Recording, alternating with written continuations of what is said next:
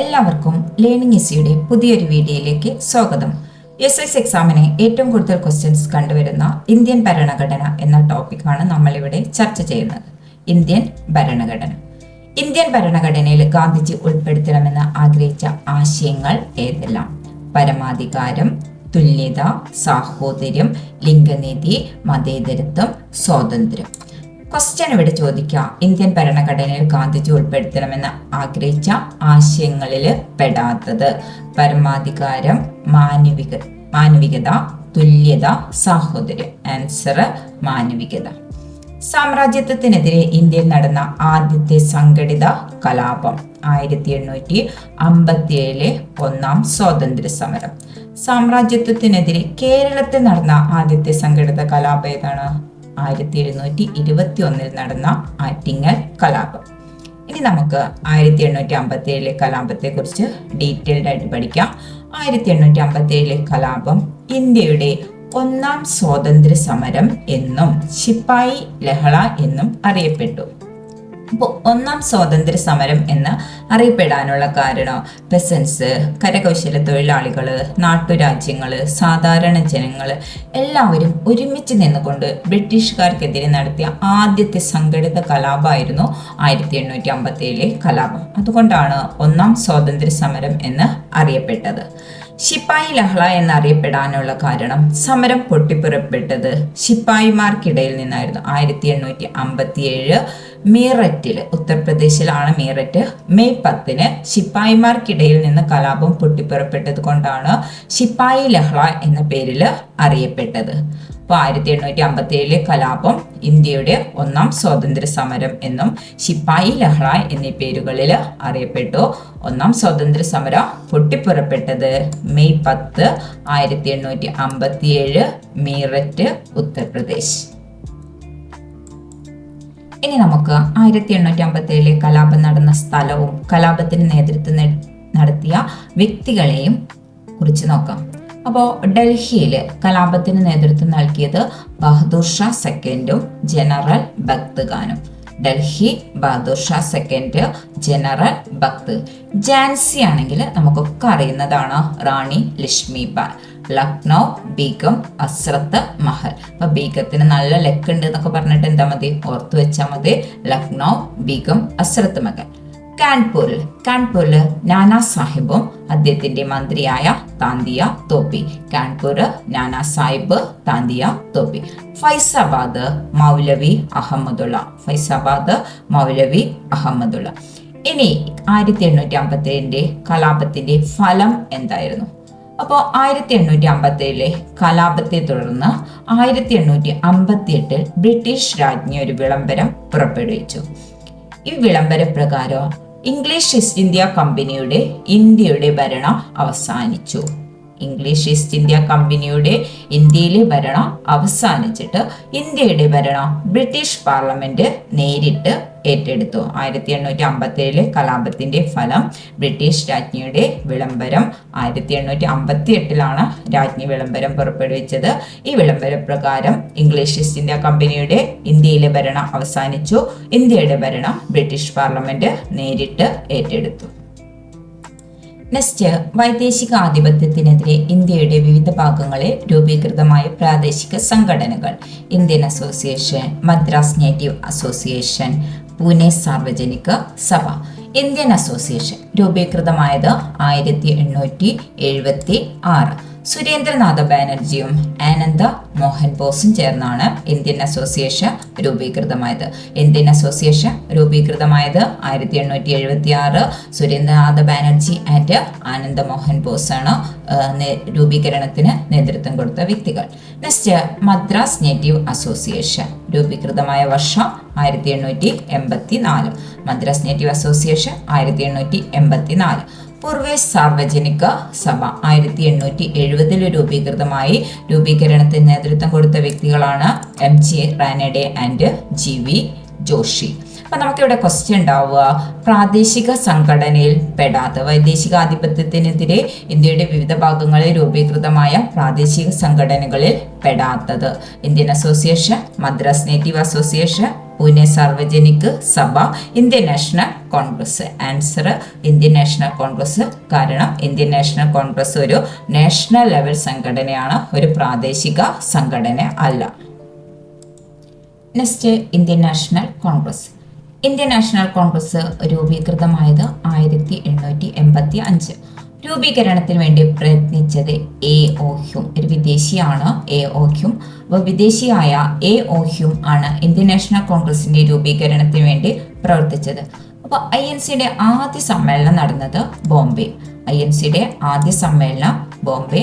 ആദ്യത്തെ president WC Banerjee. Indian national കോൺഗ്രസിന്റെ ആദ്യ പ്രസിഡന്റ് WC ബാനർജി. ആദ്യ വനിതാ പ്രസിഡന്റ് ആനി ബെസന്റ്. ഈ ആനി ബെസന്റ് ഒരു അയർലൻഡുകാരിയാണ്. അപ്പോൾ ആദ്യ ഇന്ത്യക്കാരിയായ വനിതാ പ്രസിഡന്റ് സരോജിനി നായിഡു. ഇന്ത്യയുടെ വാനമ്പാടി എന്ന പേരിലൊക്കെ അറിയപ്പെടുന്ന സരോജിനി നായിഡു ആണ് ഇന്ത്യക്കാരിയായ ആദ്യത്തെ വനിതാ പ്രസിഡന്റ്. ആദ്യ മുസ്ലിം പ്രസിഡന്റ് ബദറുദ്ദീൻ തിയാംജി. അപ്പം നമ്മൾ ഇന്ത്യൻ നാഷണൽ കോൺഗ്രസിനെ കുറിച്ച് പറഞ്ഞത് രൂപം കൊണ്ടത് 1885 ഡിസംബർ മാസത്തിലാണ്. രൂപീകരണത്തിന് വേണ്ടി പ്രവർത്തിച്ചത് എ.ഒ. ഹ്യൂം. ആദ്യ സമ്മേളനം നടന്നത് ബോംബെയിൽ വെച്ചിട്ട്. ആദ്യ പ്രസിഡന്റ് WC ബാനർജി. ആദ്യ വനിതാ പ്രസിഡന്റ് ആനി ബെസന്റ്. ആദ്യ ഇന്ത്യക്കാരിയായ വനിതാ പ്രസിഡന്റ് സരോജിനി നായിഡു. ആദ്യ മുസ്ലിം പ്രസിഡന്റ് ബദറുദ്ദീൻ തിയാംജി. ഇനി 1907 സൂറത്ത് സമ്മേളനത്തിന്റെ പ്രത്യേകത എന്താണ്?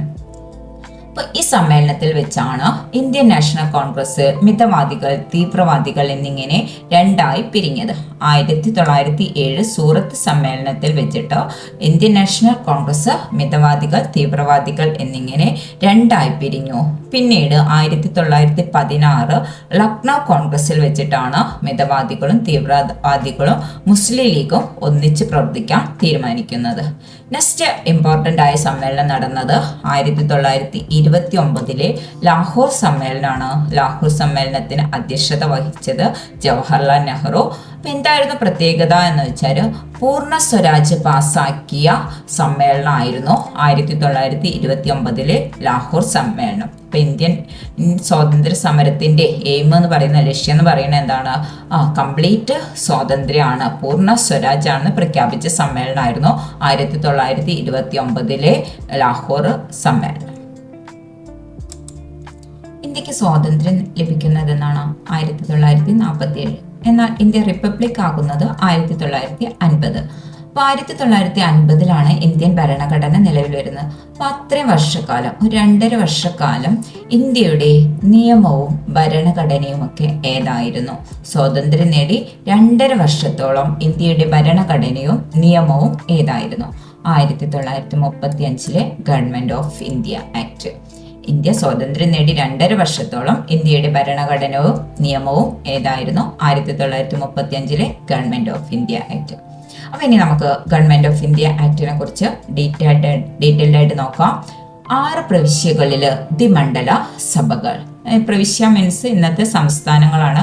ഇപ്പോൾ നമുക്കറിയാം, ഇന്ന് നമുക്ക് ചില സംസ്ഥാനങ്ങളിലൊക്കെ ദ്വിമണ്ഡല സഭകളുണ്ട്. ആന്ധ്രാപ്രദേശ്, തെലങ്കാന, ഉത്തർപ്രദേശ്, ബീഹാർ, മഹാരാഷ്ട്ര, കർണാടക എന്നീ സംസ്ഥാനങ്ങളിലൊക്കെ ദ്വിമണ്ഡല സഭകളുണ്ട്. അപ്പോൾ ഒരു ലെജിസ്ലേറ്റീവ് അസംബ്ലി ഉണ്ടാവും, പിന്നെ ഒരു ലെജിസ്ലേറ്റീവ് കൗൺസിലും ഉണ്ടാവും. അപ്പോൾ അതാണ് പറയുന്നത് 6 പ്രവിശ്യ. ഇപ്പോൾ കേരളം ആണെങ്കിൽ കേരളത്തിൽ ഒരു നിയമനിർമ്മാണ സഭ മാത്രമേ ഉള്ളൂ. എന്നാൽ 1857 ഗവൺമെന്റ് ഓഫ് ഇന്ത്യ ആക്ടിന്റെ ഒരു സവിശേഷത എന്ന് പറയുന്നത് 6 പ്രവിശ്യകളിൽ ദ്വിമണ്ഡല സഭകൾ. കേന്ദ്രത്തില് ദ്വിമണ്ഡല സഭ. ഇപ്പൊ നമുക്കറിയാം, ഇന്ന് നമ്മുടെ കേന്ദ്രത്തിൽ എന്താണ്? ദ്വിമണ്ഡല സഭയാണ്, രാജ്യസഭ ആൻഡ് ലോക്സഭ. അപ്പൊ കേന്ദ്രത്തില് ദ്വിമണ്ഡല സഭ. പിന്നെ കേന്ദ്രത്തിനും അന്നത്തെ പ്രവിശ്യകൾക്കുമായിട്ട് അധികാരം വിഭജിക്കുന്നു. മറ്റൊരു സവിശേഷതയാണ് കേന്ദ്രത്തിനും പ്രവിശ്യകൾക്കുമായിട്ട് അധികാരം വിഭജിച്ചു. അപ്പോൾ ഇന്നത്തെ ഫെഡറൽ സിസ്റ്റം സെൻട്രൽ ഗവൺമെന്റിനും സ്റ്റേറ്റ് ഗവൺമെന്റിനുമായിട്ട് അധികാരം എന്ത് ചെയ്യുന്നുണ്ട്? ഡിവൈഡ് ചെയ്യുന്നുണ്ട്. അപ്പോൾ അതേ സെയിം സംഭവം തന്നെയാണ് കേന്ദ്രത്തിനും അന്നത്തെ പ്രവിശ്യകൾക്കുമായിട്ട് അധികാരം വിഭജിച്ചു. പിന്നെ ദുർബല വിഭാഗങ്ങൾ, സ്ത്രീകൾ, തൊഴിലാളികൾ എന്നിവർക്ക് പ്രത്യേക മണ്ഡലങ്ങൾ അനുവദിച്ചു. അപ്പോൾ മറ്റൊരു പ്രത്യേകതയാണ് ദുർബല വിഭാഗങ്ങൾ, സ്ത്രീകൾ, തൊഴിലാളികൾ എന്നിവർക്ക് പ്രത്യേക മണ്ഡലങ്ങൾ. നെക്സ്റ്റ് 321 വിഭാഗങ്ങളും 10 പട്ടികകളുമാണ് ഗവൺമെന്റ് ഓഫ് ഇന്ത്യ ആക്ടിൽ ഉണ്ടായിരുന്നത്. 321 വിഭാഗങ്ങളും 10 പട്ടികകൾ. അപ്പോൾ ഈ സവിശേഷതകൾ കൃത്യമായിട്ട് പഠിച്ചിരിക്കണം. സവിശേഷതകൾ ഉൾപ്പെടാത്തത് എന്നൊക്കെ പറഞ്ഞിട്ട് എന്ത് ചെയ്യാം, ക്വസ്റ്റ്യൻസ് ചോദിക്കാം. അപ്പോൾ എന്തൊക്കെയാണ് സവിശേഷത? 6 പ്രവിശ്യകളിൽ ദ്വിമണ്ഡല സഭകൾ, കേന്ദ്രത്തിൽ ദ്വിമണ്ഡല സഭ, പിന്നെ കേന്ദ്രത്തിന് പ്രവിശ്യകൾക്കുമായിട്ട് അധികാരം വിഭജിച്ചു. ദുർബല വിഭാഗങ്ങൾ, സ്ത്രീകൾ, തൊഴിലാളികൾ എന്നിവയ്ക്ക് പ്രത്യേക മണ്ഡലങ്ങൾ, 321 വിഭാഗങ്ങൾ, 10 പട്ടികകൾ. കേന്ദ്രത്തിനും പ്രവിശ്യകൾക്കുമായിട്ട് അധികാരം വിഭജിച്ചു. നമ്മൾ പഠിച്ചതാണ്. ഗവൺമെന്റ് ഓഫ് ഇന്ത്യ ആക്ടിന്റെ സവിശേഷതയായിരുന്നു കേന്ദ്രത്തിനും പ്രവിശ്യകൾക്കുമായിട്ട് അധികാരം വിഭജിച്ചു. അത് 3 ലിസ്റ്റുകളിലായിട്ടാണ് ഉൾപ്പെടുത്തിയത്. ഒന്ന് ഫെഡറൽ ലിസ്റ്റ്, കൺകറന്റ് ലിസ്റ്റ്, പ്രവിശ്യ ലിസ്റ്റ്. അപ്പോൾ ഫെഡറൽ ലിസ്റ്റ് ആണെങ്കിൽ കേന്ദ്രത്തിന് നിയമനിർമ്മാണത്തിന് അധികാരമുള്ള വിഷയങ്ങളൊക്കെ ഏതിൽ ഉൾപ്പെടുത്തി? ഫെഡറൽ ലിസ്റ്റിന് ഉൾപ്പെടുത്തി. ഇപ്പോൾ സെൻട്രൽ ഗവൺമെന്റിന്റെ അധികാര പരിധിയിൽ വരുന്ന കാര്യങ്ങളൊക്കെ ഫെഡറൽ ലിസ്റ്റിൽ ഉൾപ്പെടുത്തി. കേന്ദ്രത്തിന് നിയമനിർമ്മാണ അധികാരമുള്ള വിഷയങ്ങൾ ഫെഡറൽ ലിസ്റ്റിലോ. കൺകറന്റ് ലിസ്റ്റിലാണെങ്കിൽ കേന്ദ്രത്തിനോ പ്രവിശ്യകൾക്കും തുല്യ അധികാരം അവശേഷിക്കുന്ന വിഭാഗങ്ങളൊക്കെ കൺകറന്റ് ലിസ്റ്റിലോ, പിന്നെ പ്രവിശ്യകൾക്ക് നിയമനിർമ്മാണത്തിന് അധികാരമുള്ള വിഷയങ്ങൾ പ്രവിശ്യ ലിസ്റ്റിലോ ഉൾപ്പെടുത്തി. ഇവിടെ നമുക്ക് വിദ്യാഭ്യാസം ഏത് ലിസ്റ്റിലാണ് ഉൾപ്പെടുന്നതെന്ന് ചോദിച്ചാൽ കൺകറന്റ് ലിസ്റ്റിലാണ്. ഇന്ത്യൻ ഭരണഘടന രൂപീകരിക്കുന്ന സമയത്ത് ചില കാര്യങ്ങളൊക്കെ ഗവൺമെന്റ് ഓഫ് ഇന്ത്യ ആക്ടിൽ നിന്ന് കടമെടുത്തിട്ടുണ്ട്. അപ്പോൾ ഇന്ത്യൻ ഭരണഘടന ഗവൺമെന്റ് ഓഫ് ഇന്ത്യ ആക്ടിൽ നിന്നും കടമെടുത്തവ: ഗവർണറുടെ പദവി, പബ്ലിക് സർവീസ് കമ്മീഷൻ, ഫെഡറൽ കോടതി. അപ്പോൾ ഗവർണറുടെ പദവി, പബ്ലിക് സർവീസ് കമ്മീഷൻ, ഫെഡറൽ കോടതി എന്നിവ ഇന്ത്യൻ ഭരണഘടന ഗവൺമെന്റ് ഓഫ് ഇന്ത്യ ആക്ടിൽ നിന്ന് കടമെടുത്തു. ഇനി ഭരണഘടന നിർമ്മാണ സഭ. അപ്പോൾ ഭരണഘടനാ നിർമ്മാണ സഭ രൂപീകരിക്കുന്നത് 1946 ക്യാബിനറ്റ് മിഷൻ ഇന്ത്യയിൽ വന്നു. അപ്പോൾ ക്യാബിനറ്റ് മിഷന്റെ നിർദ്ദേശപ്രകാരമാണ് 1946 ഡിസംബർ 6 ഭരണഘടനാ നിർമ്മാണ സഭ രൂപീകരിച്ചു. ആദ്യത്തെ സമ്മേളനം 1946 ഡിസംബർ 9 നടന്നു. അതിൽ ഡോക്ടർ സച്ചിദാനന്ദ സിൻഹയെ ഭരണഘടനാ നിർമ്മാണ സഭയുടെ താൽക്കാലിക അധ്യക്ഷനായി തിരഞ്ഞെടുത്തു. പിന്നീട് 1946 ഡിസംബർ 11 ഡോക്ടർ രാജേന്ദ്ര പ്രസാദിനെ സ്ഥിരം അധ്യക്ഷനായിട്ട് തിരഞ്ഞെടുത്തു. നമുക്ക് ഭരണഘടനാ നിർമ്മാണ സഭയുടെ അധ്യക്ഷൻ ആരെന്ന് ചോദിച്ചാൽ നമ്മൾ എഴുതേണ്ടത് ആരാണ്? ഡോക്ടർ രാജേന്ദ്ര പ്രസാദ്. താൽക്കാലിക അധ്യക്ഷൻ ആരെന്ന് ചോദിച്ചാൽ മാത്രമേ സച്ചിദാനന്ദ സിൻഹയെ എഴുതാൻ പാടുള്ളൂ. ഡിസംബർ 13 1946 ഭരണഘടനാ നിർമ്മാണ സഭയിൽ ജവഹർലാൽ നെഹ്റു ഒരു ലക്ഷ്യപ്രമേയം അവതരിപ്പിച്ചു. ഈ ലക്ഷ്യപ്രമേയമാണ് പിന്നീട് ഭരണഘടനയുടെ ആമുഖത്തിൽ ഉൾപ്പെടുത്തുന്നത്. BR അംബേദ്കറെ ഡ്രാഫ്റ്റിംഗ് കമ്മിറ്റിയുടെ ചെയർമാനായിരുന്നു. ഭരണഘടനയുടെ മുഖ്യ ശില്പിയായിരുന്നു. ഭരണഘടന ഒപ്പുവെച്ചത് 1949 നവംബർ 26. ഇന്ത്യൻ ഭരണഘടനയിൽ കൊടുത്തിട്ടുള്ള ഒരേ ഒരു ഡേറ്റ് 1949 നവംബർ 26. 1949 നവംബർ 26 ഭരണഘടന ഒപ്പുവെച്ചു. എന്നാൽ നിലവിൽ വരുന്നത് 1950 ജനുവരി 26. അപ്പോൾ ഈ ഭരണഘടന നിർമ്മിക്കാൻ വേണ്ടി എടുത്ത ഒരു കാലയളവ് എന്ന് പറയുന്നത് 2 വർഷം 11 മാസം 17 ദിവസം. ഇമ്പോർട്ടൻ്റ് ആയ ഭാഗമാണ്. ഭരണഘടനാ നിർമ്മാണ സഭ ക്യാബിനറ്റ് മിഷന്റെ നിർദ്ദേശപ്രകാരമാണ് ഭരണഘടനാ നിർമ്മാണ സഭ രൂപീകരിക്കുന്നത്. 1946 ഡിസംബർ 6 രൂപീകരിച്ചു. ഡിസംബർ 9 ആദ്യ സമ്മേളനം ചേർന്നു. ഡോക്ടർ സച്ചിദാനന്ദ സിൻഹയെ താൽക്കാലിക അധ്യക്ഷനായി തിരഞ്ഞെടുത്തു. പിന്നീട് ഡിസംബർ 11 ഡോക്ടർ രാജേന്ദ്ര പ്രസാദിനെ സ്ഥിരം അധ്യക്ഷനായി തിരഞ്ഞെടുത്തു. 1946 ഡിസംബർ 13 ജവഹർലാൽ നെഹ്റു ലക്ഷ്യപ്രമേയം അവതരിപ്പിച്ചു. ഡോക്ടർ BR അംബേദ്കറെ പറയുകയാണെങ്കിൽ ഡ്രാഫ്റ്റിംഗ് കമ്മിറ്റി ചെയർമാനാണ്. ഭരണഘടനയുടെ മുഖ്യ ശില്പി എന്ന പേരിൽ അറിയപ്പെട്ടു. ഭരണഘടന അംഗീകരിച്ച് ഒപ്പുവെച്ചത് 49 നവംബർ 26 നിലവിൽ വന്നത് 1950 ജനുവരി 26. നിർമ്മാണ കാലയളവ് 2 വർഷം 11 മാസം 17 ദിവസം. ഭരണഘടനാ നിർമ്മാണ സഭയുടെ സവിശേഷതകൾ നമ്മൾ പഠിച്ച കാര്യം തന്നെയാണ്. ആദ്യ സമ്മേളനം നടന്നത് 46 ഡിസംബർ 9 തിരഞ്ഞെടുക്കപ്പെട്ട ആദ്യത്തെ അധ്യക്ഷൻ ഡോക്ടർ രാജേന്ദ്ര പ്രസാദ്. ഭരണഘടന അംഗീകരിച്ച് ഒപ്പുവെച്ചത് 1949 നവംബർ 26. നിലവിൽ വന്നത് 1950 ജനുവരി 26. അതോടുകൂടി ഇന്ത്യ ഒരു റിപ്പബ്ലിക്കായിട്ട് മാറി. Drafting committee chairman doctor BR Ambedkar. നിർമ്മാണ കാലയളവ് 2 വർഷം 11 മാസം 17 ദിവസം. അപ്പോൾ ഭരണഘടനാ നിർമ്മാണ സഭയുടെ സവിശേഷതകളിൽ ഉൾപ്പെടാത്തത് എന്നൊക്കെ പറഞ്ഞിട്ട് എന്ത് ചെയ്യുക? ക്വസ്റ്റ്യൻ ചോദിക്കാം. ഇന്ത്യൻ ഭരണഘടനയെക്കുറിച്ച് ഡീറ്റെയിൽഡ് ആയിട്ട് നോക്കാം. ആമുഖം. നമ്മൾ മുന്നേ പഠിച്ചതാണ്. 1946 ഡിസംബർ 13 ഭരണഘടനാ നിർമ്മാണ സഭയിൽ ജവഹർലാൽ നെഹ്റു ലക്ഷ്യപ്രമേയം അവതരിപ്പിച്ചു. ലക്ഷ്യപ്രമേയത്തിൽ നിന്നാണ് ആമുഖം രൂപീകരിച്ചത്. അപ്പോൾ നമുക്ക് ആമുഖത്തിന്റെ ശില്പി ആരാണെന്ന് ചോദിച്ചാൽ ജവഹർലാൽ നെഹ്റു. അപ്പോൾ ഇന്ത്യൻ ഭരണഘടന രൂപീകരണ വേളയിൽ 395 അനുച്ഛേദവും 8 പട്ടിക 22 ഭാഗങ്ങളാണ് ഉണ്ടായിരുന്നത്. എന്നാൽ ഇന്ന് 470 ആർട്ടിക്കിൾസ് ഉണ്ട്, 12 പട്ടികകൾ, 25 ഭാഗങ്ങൾ. അപ്പോൾ ഇന്ത്യൻ ഭരണഘടന രൂപീകരിക്കുമ്പോൾ 395 അനുച്ഛേദം, 8 പട്ടിക, 22 ഭാഗങ്ങൾ. ഇന്ന് 470 പട്ടിക അനുച്ഛേദങ്ങൾ, 12 പട്ടികകൾ, 25 ഭാഗങ്ങൾ. ഇനി ഇന്ത്യൻ ഭരണഘടനയുടെ സവിശേഷതകളാണ് നോക്കുന്നത്. ഇന്ത്യൻ ഭരണഘടന പാർലമെന്ററി ജനാധിപത്യ ഭരണം. അപ്പോൾ നമുക്കറിയാം, നമ്മുടെ രാജ്യത്തെ ഭരണാധികാരികളെ നിയമനിർമ്മാണക സഭകൾ നിയന്ത്രിക്കുന്നു. അപ്പോൾ ജനങ്ങൾ ആണ് നമ്മുടെ MP-മാരെ, മിനിസ്റ്റേഴ്സിനൊക്കെ തിരഞ്ഞെടുക്കുന്നത് അല്ലേ. അപ്പോൾ ഇവിടെ എന്തുണ്ട്? ജനങ്ങളുടെ പരമാധികാരമുണ്ട്. രാഷ്ട്രത്തിന്റെ എല്ലാ അധികാരങ്ങളും ഉദ്ഭവിക്കുന്നത് ജനങ്ങളിൽ നിന്നാണ്. അപ്പോൾ സവിശേഷതകളാണ് പറഞ്ഞത്. പാർലമെന്ററി ജനാധിപത്യ ഭരണം. രാജ്യത്തെ ഭരണാധികാരികളെ നിയമനിർമ്മാണ സഭകൾ നിയന്ത്രിക്കുന്നു. ജനങ്ങളുടെ പരമാധികാരം. രാഷ്ട്രത്തിന്റെ എല്ലാ അധികാരങ്ങളും ഉദ്ഭവിക്കുന്നത് ജനങ്ങളിൽ നിന്നാണ്. മൗലിക അവകാശങ്ങൾ. ഇന്ത്യൻ ഭരണഘടന ഓരോ പൗരനും 6 മൗലിക അവകാശങ്ങൾ ഉറപ്പു നൽകുന്നു. ഓരോ വ്യക്തിക്കും രാഷ്ട്രം ഉറപ്പുവരുത്തേണ്ട ചില അടിസ്ഥാന അവകാശങ്ങളാണ് മൗലിക അവകാശങ്ങൾ. അവകാശങ്ങൾ മാത്രമല്ല, മൗലിക കടമകളുമുണ്ട്. ഓരോ വ്യക്തിയും രാഷ്ട്രത്തോടും സമൂഹത്തോടും പാലിക്കേണ്ട ഉത്തരവാദിത്തങ്ങളാണ് മൗലിക കടമകൾ. മാർഗനിർദ്ദേശങ്ങൾ. ഒരു ക്ഷേമരാഷ്ട്ര രാജ്യം ക്ഷേമരാഷ്ട്രം എന്നൊക്കെ ലക്ഷ്യം വെച്ചുകൊണ്ടാണ് മാർഗനിർദ്ദേശക തത്വങ്ങൾ ഇന്ത്യൻ ഭരണഘടനയിൽ ഉൾപ്പെടുത്തിയിട്ടുള്ളത്. അപ്പോൾ മാർഗനിർദ്ദേശക തത്വങ്ങൾ നമുക്ക് പാലിച്ചു കിട്ടാൻ വേണ്ടിയിട്ട് നമുക്ക് കോടതിയെ സമീപിക്കാൻ പറ്റില്ല. സാമ്പത്തിക സാമൂഹിക അവകാശങ്ങൾ ഉറപ്പുവരുത്തുന്നതിനായി രാഷ്ട്രത്തിന് നൽകിയിരിക്കുന്ന നിർദ്ദേശങ്ങളാണ് മാർഗനിർദ്ദേശക തത്വങ്ങൾ. ഇനി നിയമവാഴ്ച. എല്ലാ പൗരനും നിയമത്തിന് വിധേയരാണ്. ആരും നിയമത്തിന് അതീതരല്ല. നമുക്കറിയാം, ഇപ്പോൾ പ്രൈം മിനിസ്റ്റർ കുറ്റം ചെയ്താലും മിനിസ്റ്റേഴ്സ് കുറ്റം ചെയ്താലും ശിക്ഷയ്ക്ക് അതീതനാണ്. അപ്പോൾ എല്ലാ പൗരനും നിയമത്തിന് വിധേയരാണ്. ആരും നിയമത്തിന് അതീതരല്ല. സാർവത്രിക പ്രായപൂർത്തി വോട്ടവകാശം. അപ്പോൾ ഇന്ത്യയിൽ ജീവിക്കുന്ന എല്ലാവർക്കും 18 വയസ്സ് കഴിഞ്ഞ നിശ്ചിത പ്രായപൂർത്തിയായ എല്ലാവർക്കും വോട്ട് ചെയ്യാനുള്ള അവകാശമുണ്ട്. സ്വതന്ത്രവും നിഷ്പക്ഷവുമായ നീതിന്യായ വ്യവസ്ഥ. ഇപ്പൊ നിയമനിർമ്മാണ കാര്യനിർവഹണ വിഭാഗങ്ങളിൽ നിന്നൊക്കെ സ്വതന്ത്രമാക്കപ്പെട്ട ഒരു കോടതി സംവിധാനം ഇന്ത്യക്ക് ഉണ്ട്. ഫെഡറലിസം മറ്റൊരു സവിശേഷതയാണ്. ഫെഡറലിസം നമ്മൾ പഠിച്ചതാണ്. അധികാര കേന്ദ്രത്തിന് സംസ്ഥാനങ്ങൾക്കുമായിട്ട് എന്ത് ചെയ്യുന്നു? വിഭജിച്ച് നൽകുന്നു.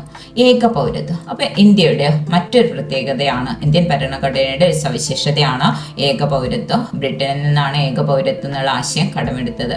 അപ്പോൾ രാജ്യത്ത് ഒരൊറ്റ പൗരത്വമേ അനുവദിക്കുകയുള്ളൂ. സംസ്ഥാനങ്ങൾക്കായിട്ട് പ്രത്യേക പൗരത്വം അനുവദിക്കില്ല. അപ്പോൾ നമ്മൾ കേരളത്തിലാണ്, അപ്പോൾ കേരള പൗരത്വം. പിന്നെ നമുക്ക് അങ്ങനെ ഒരു പൗരത്വമില്ല. ഇന്ത്യക്ക് മാത്രമായിട്ട് ഒരു ഇന്ത്യൻ പൗരത്വം മാത്രമേ എന്ത് ചെയ്യുന്നുള്ളൂ? അനുവദിക്കുന്നുള്ളൂ. അപ്പോൾ അമേരിക്കയിലൊക്കെ ആണെങ്കിൽ സംസ്ഥാനങ്ങൾക്ക് വേറെ പൗരത്വം ലഭിക്കാറുണ്ട്. പക്ഷേ ഇന്ത്യ ഫെഡറൽ സിസ്റ്റമൊക്കെയാണ് അഡോപ്റ്റ് ചെയ്തിട്ടുണ്ടെങ്കിലും കൂടെ ഏക പൗരത്വമാണ്. രാജ്യത്ത് ഒരൊറ്റ പൗരത്വമേ ഉള്ളൂ. സംസ്ഥാനങ്ങൾക്ക് പ്രത്യേകമായിട്ട് പൗരത്വം ഇല്ല. ഇത്രയാണ് ഇന്ത്യൻ ഭരണഘടനയുടെ സവിശേഷതകൾ. പഠിച്ചിരിക്കണം, ഇമ്പോർട്ടൻ്റ് ആണ്.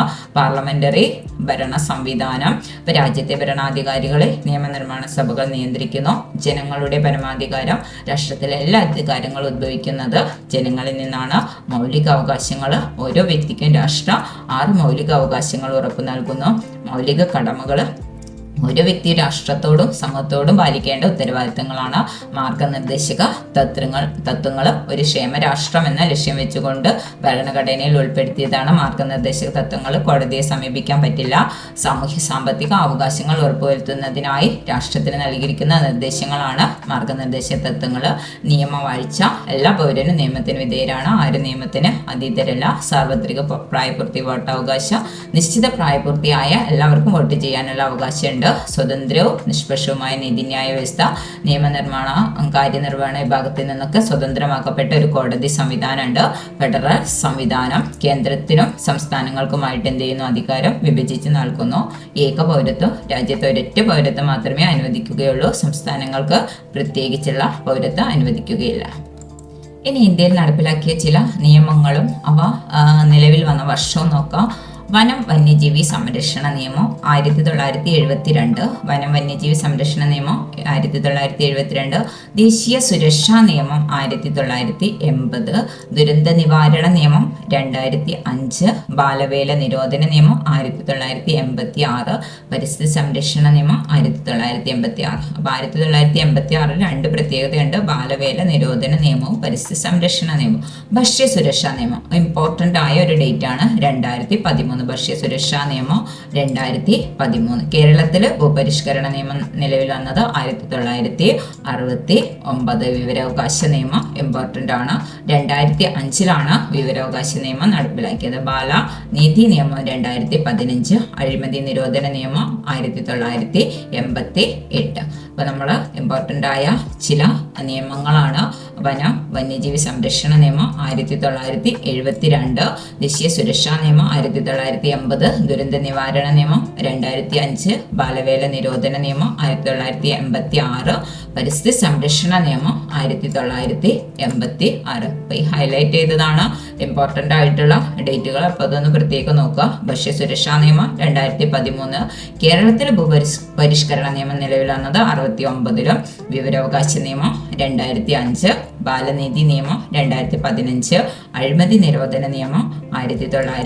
Next POCSO act. നിങ്ങൾക്ക് കേട്ടിട്ടുള്ളതായിരിക്കും പോക്സോ നിയമം. അപ്പോൾ പോക്സോ നിയമം ലൈംഗിക കുറ്റകൃത്യങ്ങളിൽ നിന്ന് കുട്ടികളെ സംരക്ഷിക്കുന്നതിന് വേണ്ടിയുള്ള നിയമമാണ് പോക്സോ ആക്ട്. ലൈംഗിക കുറ്റകൃത്യങ്ങളിൽ നിന്ന് കുട്ടികളെ സംരക്ഷിക്കുന്നതിന് വേണ്ടി. അപ്പോൾ ഈ പോക്സോ നിയമം നിലവിൽ വന്നത് 2012 നവംബർ 14. പോക്സോ നിയമം നിലവിൽ വന്നത് 2012 നവംബർ 14. അപ്പോൾ നവംബർ 14 നമുക്കറിയാം ശിശുദിനാണ്. അപ്പോൾ അത് വെച്ച് എന്ത് ഓർത്താൽ മതി. 2012 നവംബർ 14 പോക്സോ നിയമം വന്നത്. അപ്പോൾ ഈ നിയമപ്രകാരം 18 വയസ്സിന് താഴെയുള്ള ഏതൊരാളെയും കുട്ടിയായി നിയമം പരിഗണിക്കുന്നു. അപ്പോൾ ഈ പോക്സോ കേസുകൾ കൈകാര്യം ചെയ്യുന്ന ഉദ്യോഗസ്ഥനാണ് child welfare police officer. POCSO കേസുകൾ കൈകാര്യം ചെയ്യുന്ന ഉദ്യോഗസ്ഥൻ ചൈൽഡ് വെൽഫെയർ പോലീസ് ഓഫീസർ. നിയമം നിലവിൽ വന്നത് 2012 നവംബർ 14. ലൈംഗിക കുറ്റകൃത്യങ്ങളിൽ നിന്ന് കുട്ടികളെ സംരക്ഷിക്കുന്ന നിയമമാണ് പോക്സോ നിയമം. നെക്സ്റ്റ് ഭരണഘടനയുടെ ധർമ്മങ്ങൾ ഇമ്പോർട്ടൻ്റ് ആണ്. ഭരണഘടനയുടെ ധർമ്മങ്ങളിൽ പെടാത്തത് ഏതെന്നൊക്കെ പറഞ്ഞിട്ട് എന്ത് ചെയ്യാം? ചോദിക്കാം. അപ്പോൾ പൗരരുടെ അവകാശങ്ങളും കടമകളും സ്ഥാപിക്കുന്നു. ഭരണഘടനയുടെ ധർമ്മമാണ്. ഒരു വ്യക്തിക്കോ മൗലിക അവകാശങ്ങളുണ്ട്, കടമകളുണ്ട്. അപ്പോൾ പൗരരുടെ അവകാശങ്ങളും കടമകളും സ്ഥാപിക്കുന്നു. ഗവൺമെന്റിന്റെ അധികാരങ്ങളും പരിമിതികളും വ്യക്തമാക്കുന്നു. അപ്പോൾ ഗവൺമെന്റിന് എന്തെല്ലാം അധികാരങ്ങളുണ്ട്, എന്തെല്ലാം പരിമിതികളുണ്ട് എന്നൊക്കെ വ്യക്തമാക്കുന്നത് എവിടെയാണ്? ഇന്ത്യൻ ഭരണഘടനയിലാണ്. രാജ്യത്തിന്റെ അടിസ്ഥാന മൂല്യങ്ങളും ആദർശങ്ങളും നിർവചിക്കുന്നു. രാജ്യത്തിന് ദിശാബോധം നൽകുന്ന അടിസ്ഥാന രേഖയായി നിലകൊള്ളുന്നത് ഭരണഘടനയാണ്. രാജ്യത്തിന് ദിശാബോധം നൽകുന്ന അടിസ്ഥാന രേഖയായി ഭരണഘടന നിലകൊള്ളുന്നു. പിന്നെ സ്വേച്ഛാധിപത്യത്തിനും അധികാര ദുർവിനിയോഗത്തിനും എതിരായ സംരക്ഷണ കവചമായി വർത്തിക്കുന്നത് ഭരണഘടനയാണ്. സ്വേച്ഛാധിപത്യത്തിനും അധികാര ദുർവിനിയോഗത്തിനും എതിരായി ഒരു സംരക്ഷണ കവചമായിട്ട് ഭരണഘടന വർത്തിക്കുന്നു. നാനാത്വത്തിൽ ഏകത്വം സംരക്ഷിക്കുന്നു. ഇപ്പൊ ഇന്ത്യയുടെ ഏറ്റവും വലിയ പ്രത്യേകതയാണ് എന്ത് പറയുന്നത്? നാനാത്വത്തിൽ ഏകത്വം. നമുക്കറിയാം ഓരോ സംസ്ഥാനങ്ങൾ എടുത്താലും ഭാഷയായാലും സംസ്കാരമായാലും ഒക്കെ എന്താണ് ഡിഫറെൻ്റ് ആണ്. എന്നാൽ എല്ലാവരും ഇന്ത്യക്കാരാണെന്നുള്ളൊരു കൺസെപ്റ്റ് ഉണ്ട്. അപ്പോൾ നാനാത്വത്തിൽ ഏകത്വം സംരക്ഷിക്കുന്നു. രാജ്യത്തിൻ്റെ എല്ലാ ഭരണ സംവിധാനങ്ങളും ഭരണഘടനയ്ക്ക് വിധേയമായാണ് പ്രവർത്തിക്കുന്നതെന്ന് ഉറപ്പുവരുത്തുന്നു. ഇത്രയാണ് ഭരണഘടനയുടെ ധർമ്മങ്ങൾ.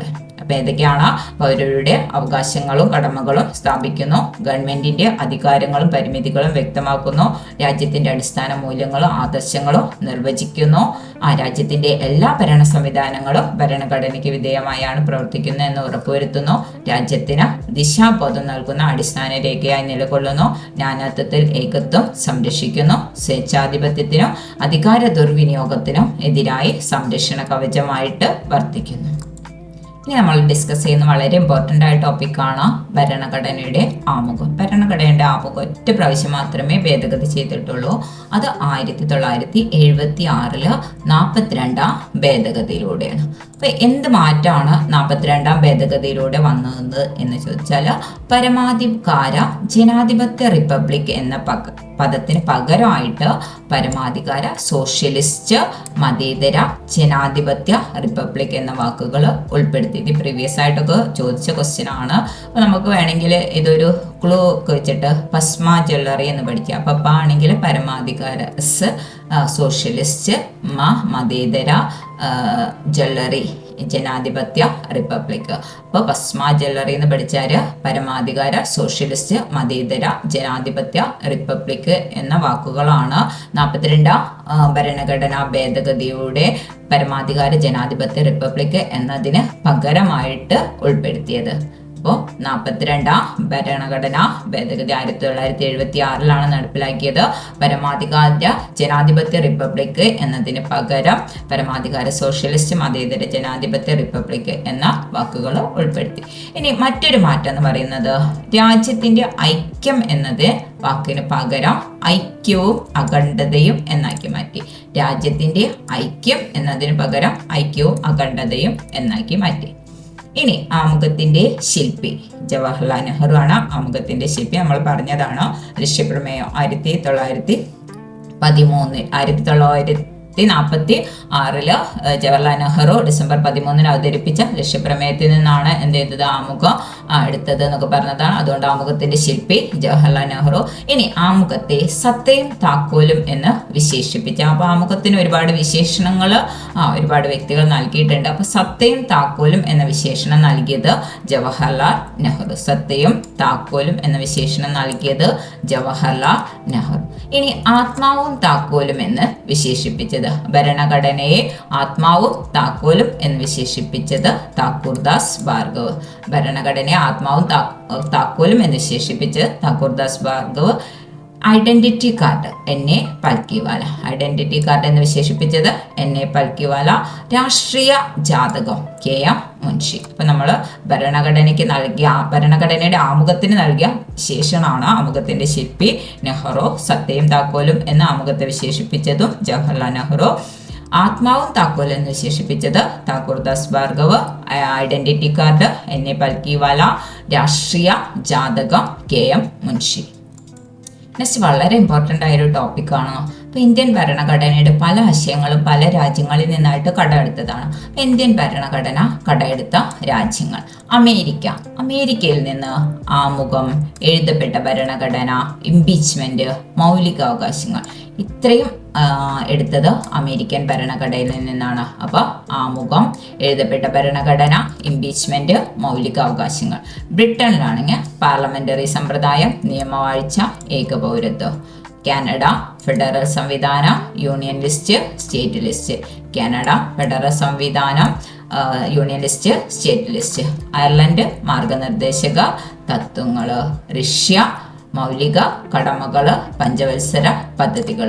ഫ്രാൻസ് സ്വാതന്ത്ര്യം, സമത്വം, സാഹോദര്യം, റിപ്പബ്ലിക്. ഫ്രാൻസ് റിപ്പബ്ലിക് എന്നുള്ള ആശയവും സ്വാതന്ത്ര്യ, സമത്വം, സാഹോദര്യം, ഫ്രാൻസ്. സൗത്ത് ആഫ്രിക്ക ഭേദഗതി, ഓസ്ട്രിയ കൺകറന്റ് ലിസ്റ്റ്. അപ്പോൾ നമ്മൾ ഇന്ത്യൻ ഭരണഘടന കടമെടുത്ത രാജ്യങ്ങളാണ്. ഇന്ത്യൻ ഭരണ പല ആശയങ്ങളും കടമെടുത്തിട്ടുള്ളത് പല രാജ്യങ്ങളുടെ ഭരണഘടനയിൽ നിന്നാണ്. അപ്പോൾ ഓസ്ട്രിയയിൽ നിന്ന് കടമെടുത്ത ആശയം കൺകറന്റ് ലിസ്റ്റ്, സൗത്ത് ആഫ്രിക്ക ഭേദഗതി, ഫ്രാൻസ് റിപ്പബ്ലിക്, സ്വാതന്ത്ര്യം, സമത്വം, സാഹോദര്യം, റഷ്യ മൗലിക കടമകൾ, പഞ്ചവത്സര പദ്ധതികൾ. അയർലൻഡ് മാർഗനിർദ്ദേശക തത്വങ്ങൾ. കാനഡ ഫെഡറൽ സമ്പ്രദായം, യൂണിയൻ ലിസ്റ്റ്, സ്റ്റേറ്റ് ലിസ്റ്റ്.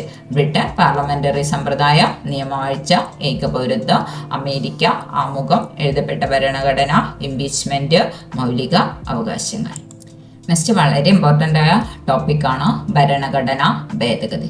അപ്പോൾ ഒന്നാമത്തെ ഭേദഗതി, ഭരണഘടനയിൽ ആദ്യമായിട്ട് ഒരു ഭേദഗതി വരുത്തുന്നത് 1951. അപ്പോൾ നമ്മൾ മുമ്പ് പഠിച്ചതാണ് ഇന്ത്യൻ ഭരണഘടന രൂപീകരണ വേളയിൽ എത്ര പട്ടികകൾ ഉണ്ടായിരുന്നു. അപ്പോൾ എത്ര പട്ടികകളായിരുന്നു?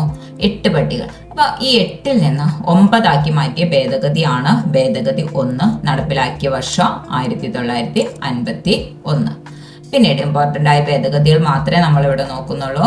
അപ്പോൾ നെക്സ്റ്റ് ഭേദഗതിയാണ് 73-74 ഭേദഗതി 73-74 1992 73-74 ഭേദഗതി നടപ്പിലാക്കിയത്. അപ്പോൾ 73 ആണെങ്കിൽ പഞ്ചായത്തും 74 മുനിസിപ്പാലിറ്റി, 73 പഞ്ചായത്ത് 74 മുനിസിപ്പാലിറ്റി.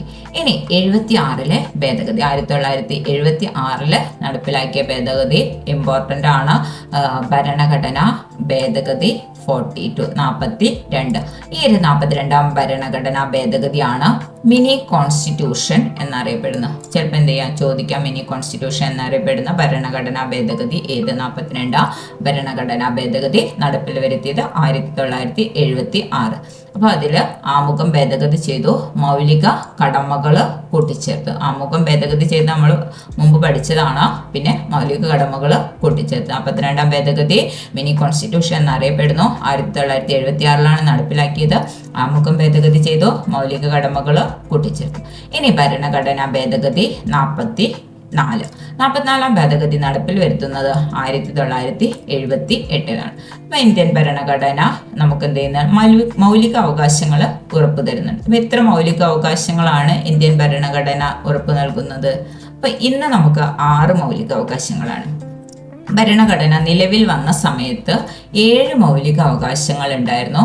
അതിൽ ഒരു മൗലിക അവകാശമായിരുന്നു സ്വത്തവകാശം. അപ്പോൾ ഈ സ്വത്തവകാശം 1978 44ാം ഭേദഗതിയിലൂടെ എടുത്തു കളഞ്ഞിട്ട് ഈ ഒരു സ്വത്തവകാശത്തെ എന്താക്കി മാറ്റി?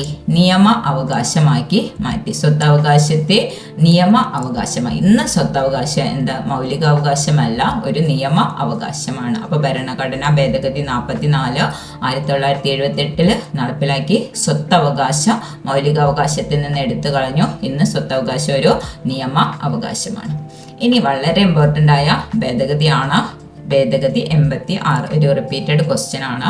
അപ്പോൾ നടപ്പിലാക്കിയത് 2002 വിദ്യാഭ്യാസ മൗലിക അവകാശമാക്കി മാറ്റി. അപ്പോൾ ഭേദഗതി 86 പ്രകാരം 2002 മൗലിക അവകാശം വിദ്യാഭ്യാസത്തെ എന്താക്കി മാറ്റി? മൗലിക അവകാശമാക്കിക്കൊണ്ട് അനുച്ഛേദം 21 എയിൽ കൂട്ടിച്ചേർത്തു. അനുച്ഛേദം 21A വിദ്യാഭ്യാസ മൗലിക അവകാശമാക്കി മാറ്റിയ ആർട്ടിക്കിൾ 21A ആണ്. 2002 നടപ്പിലാക്കിയത്. ഭേദഗതി 86. വിദ്യാഭ്യാസ അവകാശ നിയമം പാർലമെന്റ് പാസ്സാക്കുന്നത് ഓഗസ്റ്റ് 4